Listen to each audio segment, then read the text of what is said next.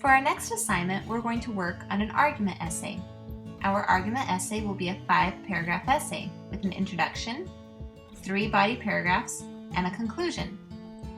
The most important paragraph is the introduction paragraph, in my opinion. It has a thesis statement, and like a foundation on a home, without a strong thesis statement, your home or your essay will fall apart.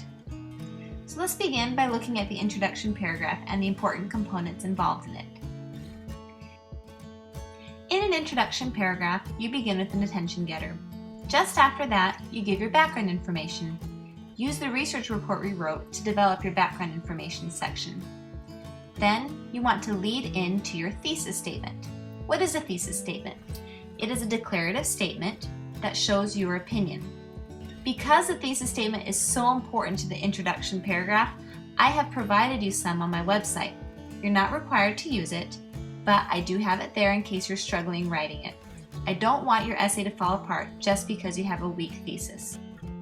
Now, I do recommend that you write your own thesis statements. One suggestion is for you to use my statement as a model in helping you compose your own.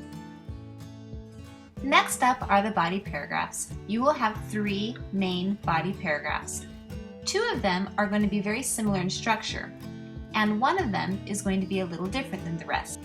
Let's first look at the 2 body paragraphs that are similar to each other in structure. They will both begin with the topic sentence. This topic sentence directly relates to the thesis statement.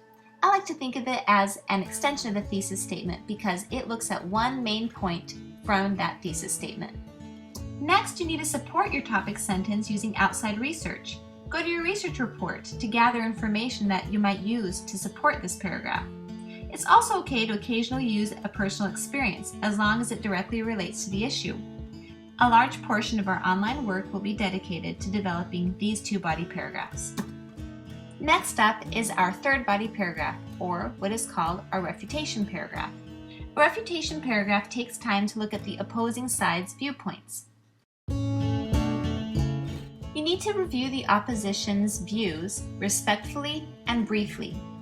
You do this respectfully because you don't want to offend them. However, just after you point out what they believe, you need to tell them why they're wrong.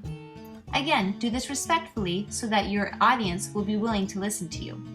So here we have our 3 body paragraphs. Be aware that your refutation doesn't have to be last. You can organize your body paragraphs in any way that you'd like. You can put it in the middle, or it might work better in the front. You decide.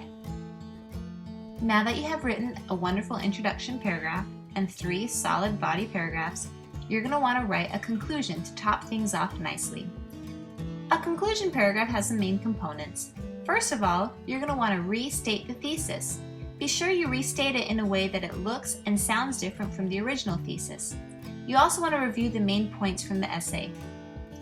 You can do this by looking at the topic sentences that you wrote. Finally, you want to leave your reader with something interesting to think about. Do not let this be confused with writing a new argument. Argument time ended when you finished writing the body paragraphs.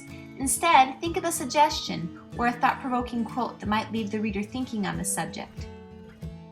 Now, at the end of the essay, you should have a works cited page. Much of our work online is dedicated to understanding this. Also, I strongly recommend that you take time looking at the sample essays I left you in the assignment screens. Often students overlook this and they regret it. Finally, look at the rubric. This is what I use to grade your essay. Good luck, and I think you guys will do great.